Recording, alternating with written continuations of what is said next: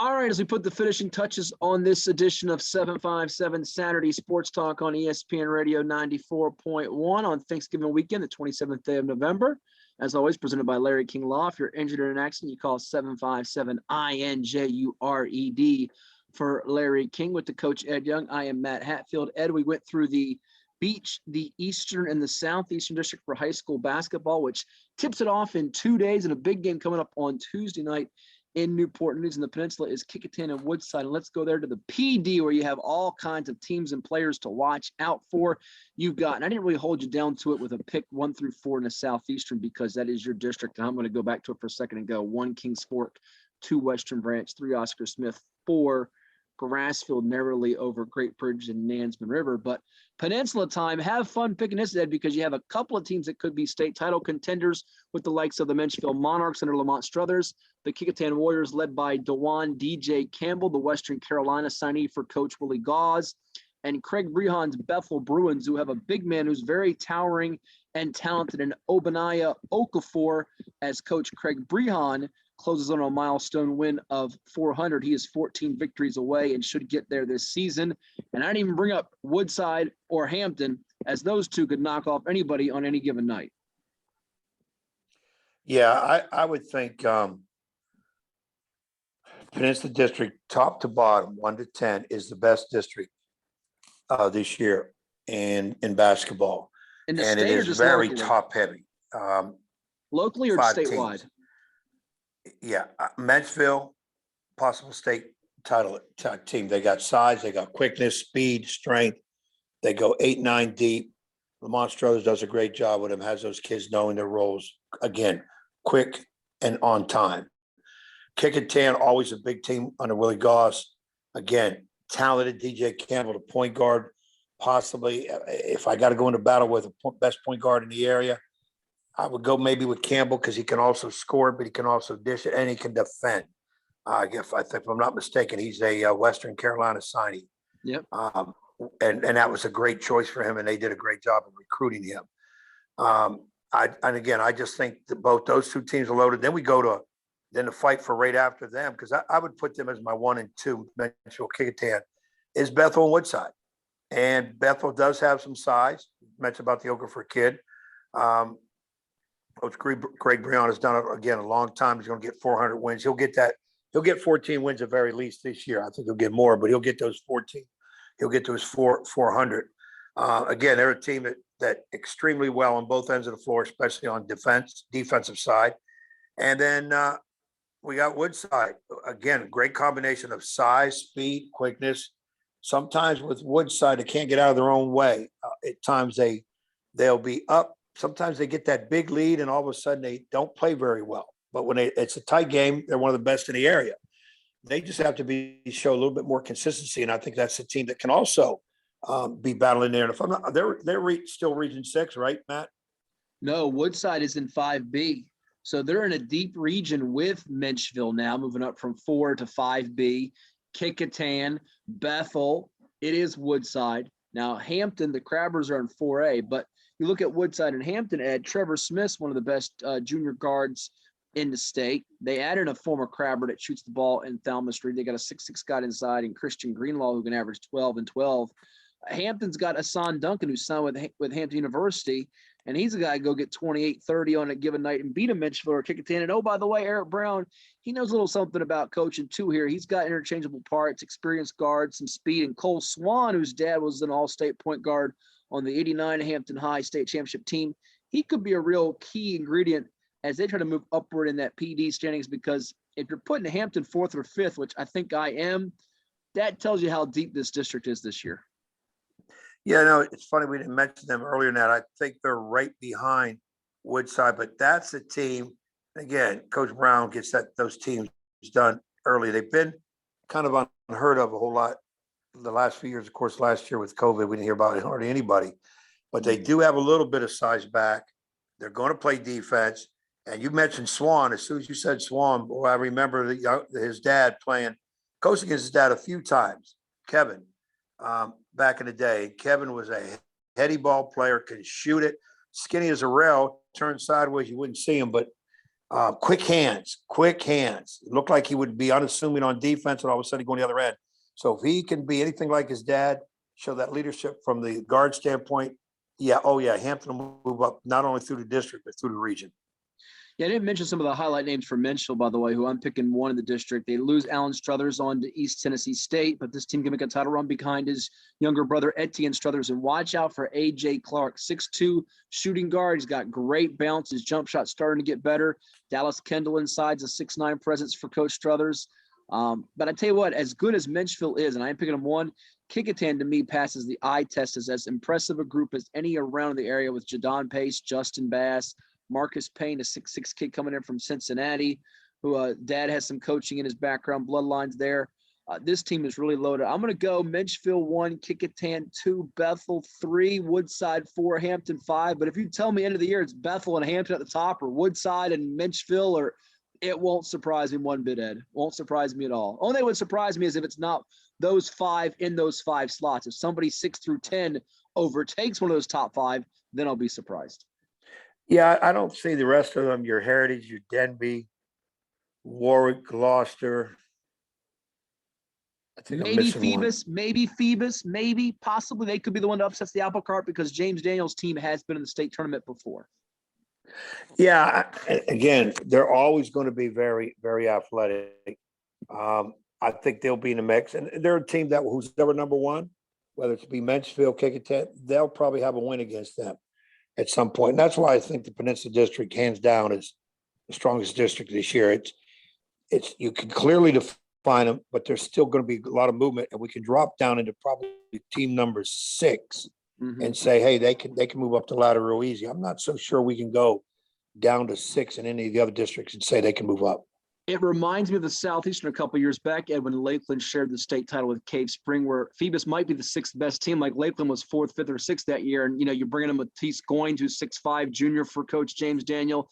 Donald Gatling comes in from football. You get a couple of those football guys to go over with their depth. And maybe by playoff time, we're talking about Phoebus as the team to beat in a wide open 3A hoops picture. So it should be a lot of fun there on the PD side for boys. Real quickly on the girls side, before we kick it over to the Bay Rivers, the privates, and the rest of the girls, watch out for Menschville girls. I think we know Shonda Billy's built Hampton girls into a dynasty, if you will, mini dynasty over there. They've been in the state tournament before, won a share the state title. I think with them losing Jayla Hurt to Smithfield, I think Menschville girls probably the top team with Coach Adrian Webb, led by Kiara Beal, 16 points per game as a freshman, Amari Smith and Atiana Williams. That nice trio for Coach Webb. On the Bay River side for boys, Ed, Smithfield's got a new coach in town as Theodis Porter went over to, Thomas Nelson with Chris Mortar as an assistant. So it's kind of a interesting picture now for the Bay Rivers. I think you got to begin with Jeremy Jordan's Grafton Clippers as to one to watch out for at the top. No disrespect to Smithfield, who does bring back Troy Giles and Marquise Custis. Those two guys were starters or in the rotation on their state championship team, but Keith Good does not have quite the same cast that Theodis Porter did that won a state championship back in the late spring, early winter, whenever you want to call it there, or early spring, late winter. I'm going to go Grafton at the top with Coach Jordan, Smithfield 2, Bruton 3, and it's up in the air for 4, 5, and 6. I'm not going to rule out Chris Brown's Jamestown Eagles. Tab and Poquoson have new coaches, as has been documented. The longtime coaches there, Doug Baggett at Tab and Todd Bowden at Poquoson, both hanging it up and retiring. Yeah, coaching change is a buzz in that district, but the veteran coach by far in that district, nobody even comes close to him in terms of the years. And I will come out and say in terms of the X and O, and that's Jeremy Jordan at Grafton. And I think he will have those kids wound and go. I saw him in the fall league. Didn't have a winning record, but he was missing kids. He was very cool and calm about it. And he said, Coach, I'm not worried what our record is here. Obviously, we got some youngsters that we're going to try to count on. I want to see what they can do in the league. And he felt they came through. So I think they're head and shoulders. Smithfield, you mentioned they won the state title. Theodis Porter leaves to Thomas Nelson to move up the ladder, so to speak. I saw them in the fall league, very athletic. Just got to find some leadership.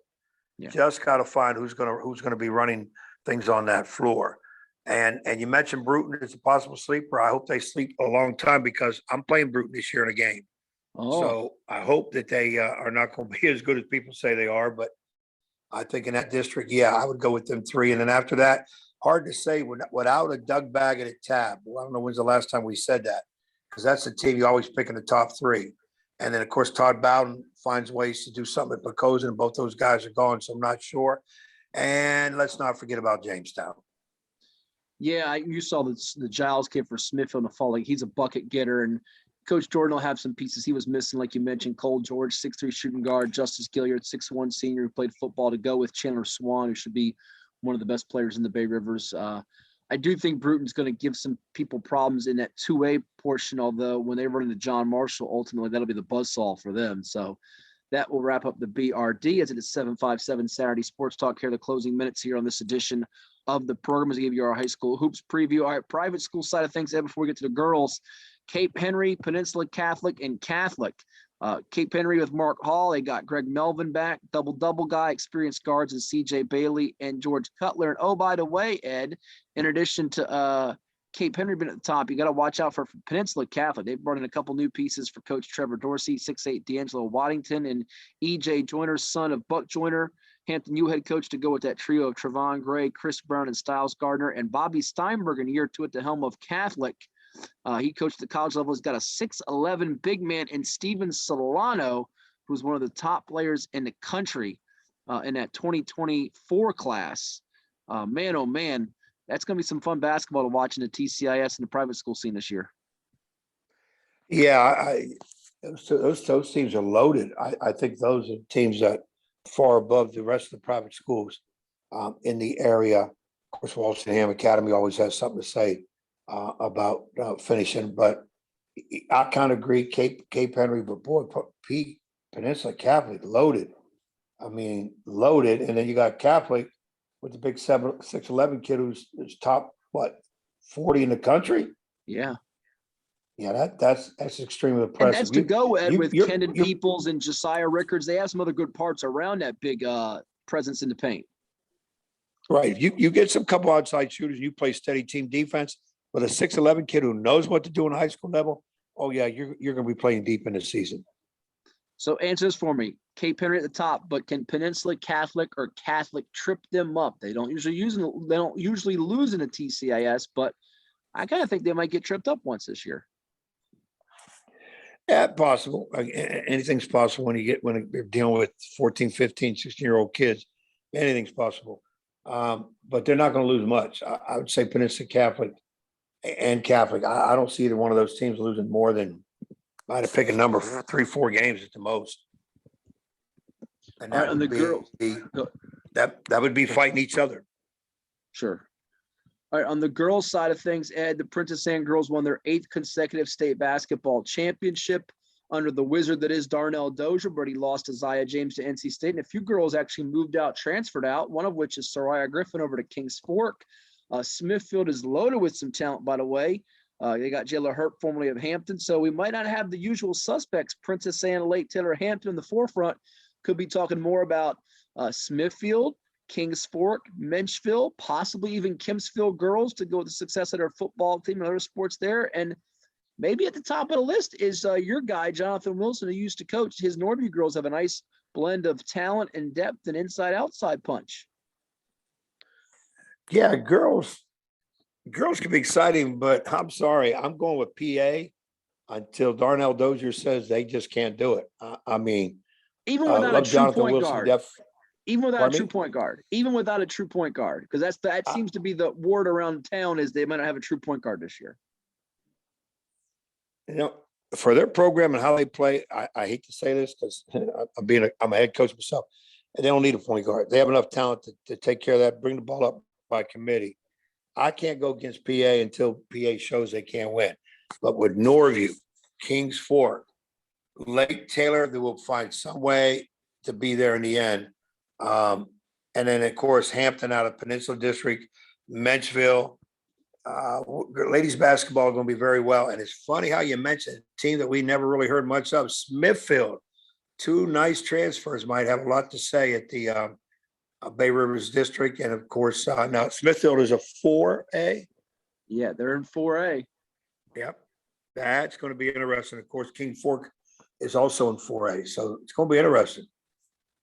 It really will be because, like we mentioned, Smithfield with Jayla Herb, and then also getting in Kyla Abraham, who is 6'5", number 61 in the country, and committed to Baylor. That's going to be really interesting to watch this year on the girls' side. Well, Ed, we're ready for it. I know you are, and we'll be having a lot of high school hoops to talk about in the coming weeks here on the program. Yeah, I mean, come on now. After a year where nobody played, might be the most anticipated basketball season ever. Nobody. We mean nobody. Just you and most everybody didn't play. We did have the beach and the Bay Rivers and some privates play, but it was only about 30% of the field. And it felt like nobody played, but I do give credit for those schools and for those administrators to allow them to play. That was tremendous on their part. I wish the rest of us could have, but we didn't. And now, though, everybody's getting ready to rev it up. And when the flag drops, it's everybody playing. That's going to do it for the coach, Ed Young. I'm Matt Hatfield. It's been a lot of fun. We'll do it again in December right here on 757 Saturday Sports Talk. Thanks to Jason Brazier and the crew right here on your home for sports, ESPN Radio 94.1.